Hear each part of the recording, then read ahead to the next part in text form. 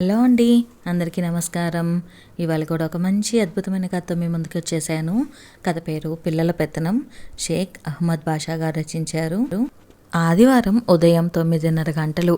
విశ్వం tiffin చేసి తీరిగ్గా paper చూస్తున్నాడు. పిల్లలిద్దరూ మరో గదిలో కూర్చొని ఏదో మాట్లాడుకుంటున్నారు.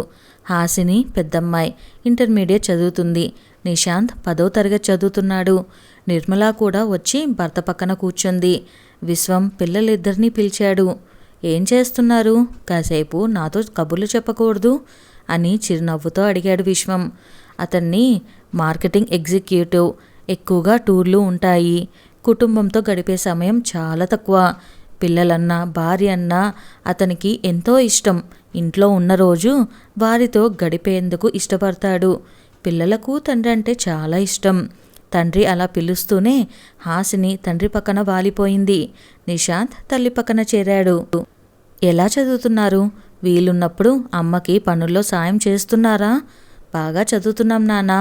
నేను ఇంట్లో పనుల్లో అమ్మకు సహాయం చేస్తున్నాను. అమ్మ మాకు లంచ్ బాక్స్ తయారు చేసేసరికి నేను ఇల్లు ఊడ్చేస్తాను. బట్టలన్నీ వాషింగ్ మిషన్లో వేస్తాను. ఇక తమ్ముడు రోజంతా బయట నుంచి కావాల్సిన కాయగూరలు, అమ్మ చెప్పే ఇంకేమైనా వస్తువులు తీసుకొని వస్తాడు. కానీ ఒకటే సమస్య నాన్న అని అడిగింది హాసిని. తల్లి తమ్ముడు ఆమె వైపే కుతూహలంగా చూశారు. నవ్వుతూ అడిగాడు విషయం. ఏం సమస్యమ్మా? నాన్న, వాడు రోజు మార్చి రోజు వంకాయలు తెచ్చి అదే వండమని అమ్మకు గొడవ చేస్తున్నాడు. అందరూ నవ్వారు అది విని. నిశాంత్ చిన్నపుచ్చుకొని, నాకు వంకాయలంటే ఇష్టం, మరి నీకోసం వేరే కూరగాయలు కూడా తెస్తున్నాగా అని నిష్ఠూరంగా అన్నాడు. మరి రోజు ఇద్దరికి 2 రకాల కూరలు చేయాలంటే అమ్మకు కష్టం కదా అని వివరణిచ్చింది. అలా సరదాగా సమయం గడుపుతున్న పిల్లలను అడిగాడు విశ్వం. మరి మీరు స్కూల్లో పుస్తకాలే చదువుతున్నారా, లేక నేను తెచ్చిపెట్టిన కథల పుస్తకాలు కూడా చదువుతున్నారా? అలా అడగగానే ఇద్దరూ తలలు వంచుకున్నారు. హాసిని మెల్లగా చెప్పింది. స్కూలు పుస్తకాలు చదువుకొని హోంవర్క్ చేసేదానికే టైం సరిపోవటం లేదు నాన్న. మరి కథలు ఎప్పుడు చదవాలి? విశ్వం మెల్లగా చెప్పాడు. చూడు హాసిని, మనం స్కూల్లో చదివేది ఎంత ముఖ్యమో బయట ప్రపంచాన్ని తెలుసుకోవటం కూడా అంతే ముఖ్యం. మనం చదివే చదువు మనకు ఓ మంచి ఉద్యోగాన్నో, డబ్బునో, హోదానో ఉన్న మంచి జీవితాన్నో ఇస్తుండటంలో సందేహమే లేదు. కానీ జీవితం అంటే కేవలం ధనార్జనే కాదు. ధనం మన అవసరాలకు మాత్రమే తీరుస్తుంది. కానీ మనలో ప్రేమ, ప్రశాంతత, స్నేహం, బాధ్యత, నిజాయితీ అనే మానవత్వపు లక్షణాలు ఈ పుస్తకాలే కలిగిస్తాయి. ఇది చదివితే సమయం వృధా అనుకోకూడదు. నిజానికి చక్కని విలువలేని జీవితమే వృధా. సరే, మీకోసం ఒక మంచి పుస్తకం తెచ్చాను. నా బ్యాగ్లో ఉంది, తీసుకురా అని చెప్పాడు. హాసిని తండ్రి క్యాంపు బ్యాగ్ నుంచి ఒక తెలుగు కథల పుస్తకం తెచ్చింది. అది నిశాంత్ చేతికిచ్చి మొదటి కథ గట్టిగా చదవమన్నాడు. వాడు చిన్నగా చదవసాగాడు. అక్కడక్కడ తప్పులను సవరించి ప్రోత్సహించాడు. చదవడం అయిష్టంగా మొదలుపెట్టిన నిశాంత్ కథ నచ్చేసరికి ఎంతో ఇష్టంగా, కుతూహలంగా చదువుతున్నాడు. రచయిత ఆ కథను ముగించిన తీరుకి చివర్లో హాసిని చప్పట్లతో తన సంతోషాన్ని ప్రకటించింది. నిశాంత్ కూడా చాలా సంతోషంగా కనబడ్డాడు. మీకు ఈ కథ నిజంగా నచ్చిందా? మీకు సంతోషం కలిగిందా అని విశ్వం మెల్లగా అడిగాడు. సంతోషమా నాన్న? అంతా ఇంతా కాదు. అసలు కథలు ఇంత బాగుంటాయని నాకు ఇంతవరకు తెలీదు. అవును నాన్న, మొదట్లో చదవడానికి నాకు అంత ఇష్టం లేదు. కానీ మిమ్మల్ని నిరుత్సాహపరచకూడదని చదవటం మొదలుపెట్టానా, మెల్లగా ఆ కథలో లీనమైపోయాను అని నిశాంత్ చెప్పాడు. చూసారా, మీరు ఎంత ఆనందాన్ని ఇన్ని రోజులుగా కోల్పోయారో. మరి ఇకనైనా రెగ్యులర్గా పుస్తకాలు చదువుతారా?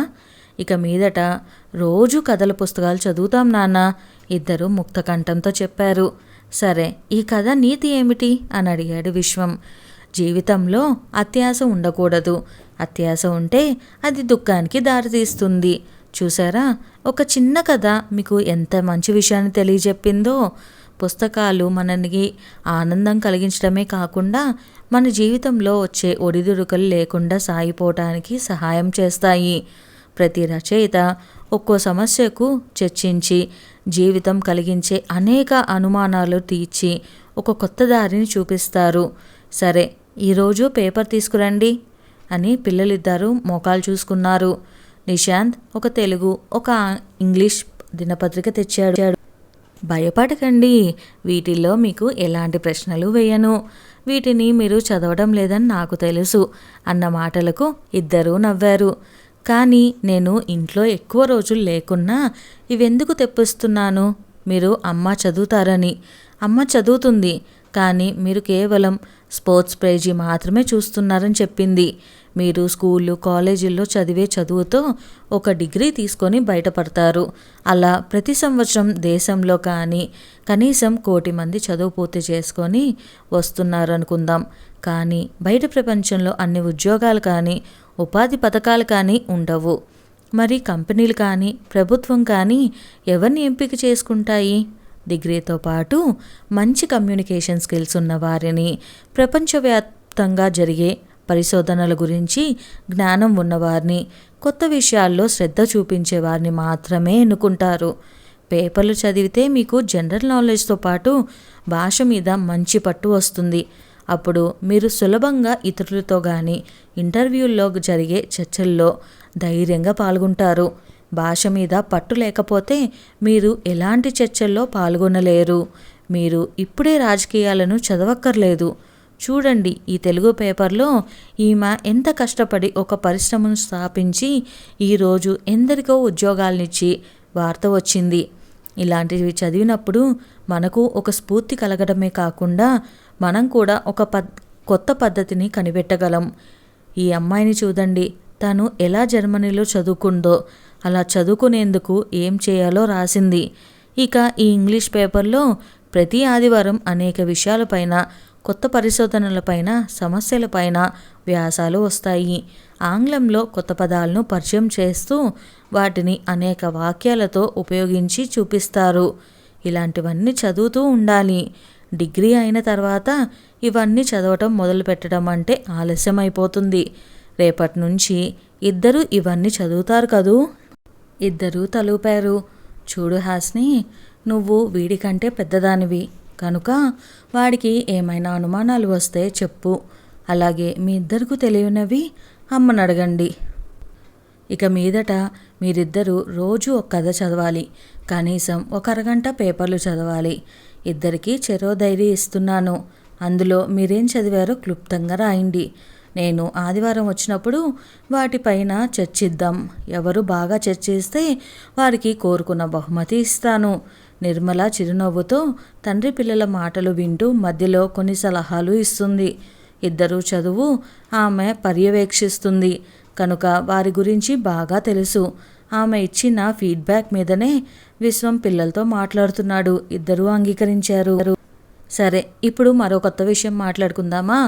ఈ నెల నుంచి మన ఇంట్లో పెత్తనం అంతా మీదే. నేను ఎక్కువగా బయట తిరుగుతున్నాను.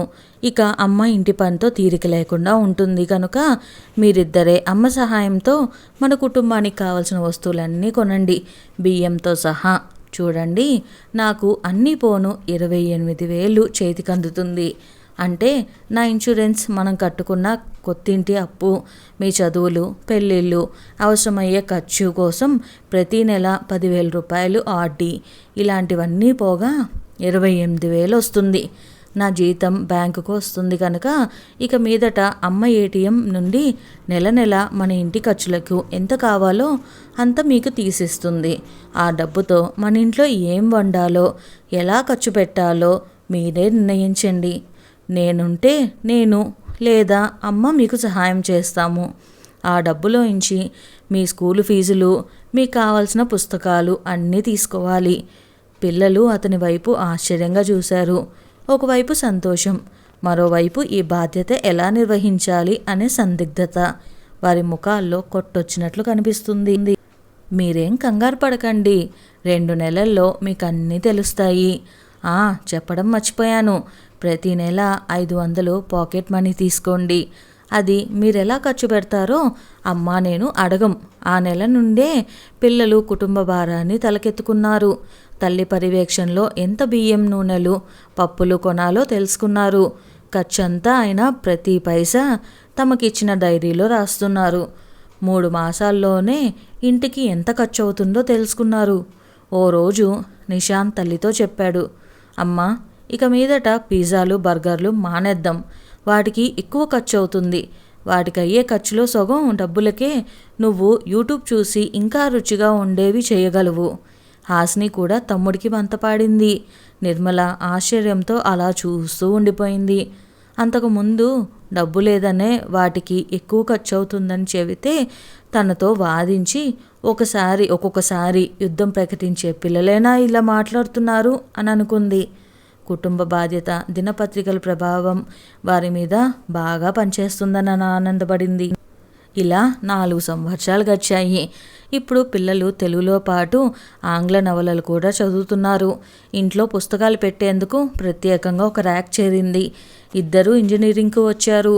పిల్లల పెత్తనంతో తల్లిదండ్రులు సంతోషంగా ప్రశాంతంగా జీవితం గడుపుతున్నారు. డబ్బు విలువ తెలిసిన పిల్లలు ఎంతో పొదుపుగా ఆరోగ్యంగా జీవించడం నేర్చుకున్నారు. ఇంటి పరిస్థితులు అర్థం చేసుకున్న పిల్లలతో సమస్యలు ఏముంటాయి?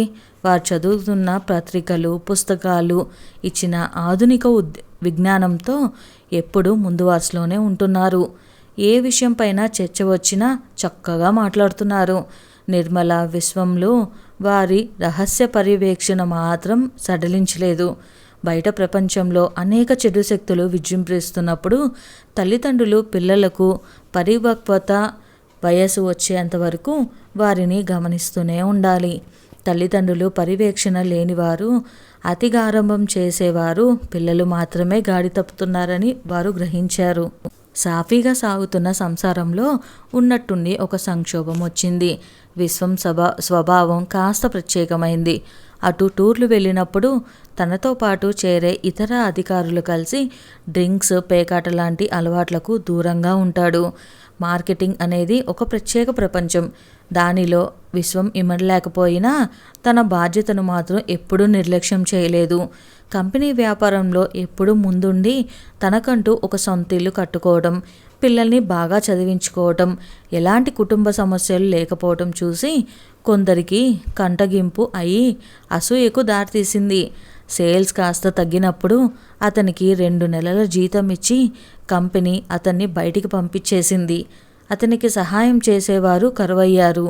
ఈ విషయం భార్యకు తప్ప పిల్లలకు చెప్పలేదు. కొన్ని కన్సల్టెన్సీలకు అప్లికేషన్లు పెట్టుకున్నాడు. కొన్ని ఆన్లైన్ ఇంటర్వ్యూలు చేస్తున్నాడు. కానీ పాత ఉద్యోగంలో వచ్చిన జీతానికి తగ్గ ప్యాకేజీ రావటం లేదు.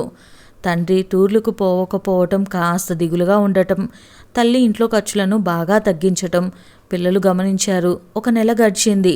విశ్వానికి సరైన ఉద్యోగం దొరకలేదు. ఒకరోజు తల్లిదండ్రులు తమ గదిలో ఆర్థిక పరిస్థితులను చర్చించుకోవడం పిల్లలు విన్నారు.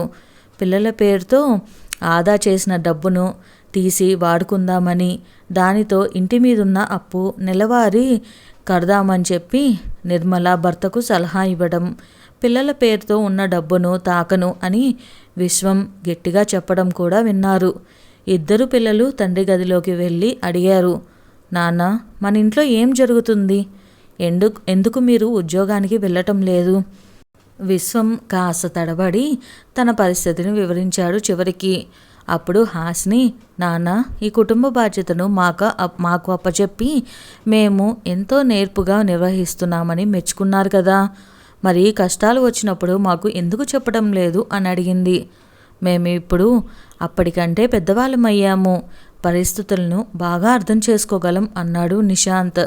2 ఏకకంఠంతో తండ్రికి చెప్పారు, నాన్న, మీకున్న తెలివికి కష్టపడే తత్వానికి మీకు ఇంతకన్నా మంచి ఉద్యోగం వచ్చి తీరుతుంది.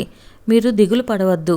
మీరు మాకు పాకెట్ మనీగా ఇచ్చిన డబ్బు, తాతయ్యలు మామయ్యలు బాబాయిలు అప్పుడప్పుడు ఇచ్చిన డబ్బంతా మేము బ్యాంకులో దాచాం. మా ఇద్దరి అకౌంట్లో కలిపి ₹1,00,000 పైనే ఉన్నాయి.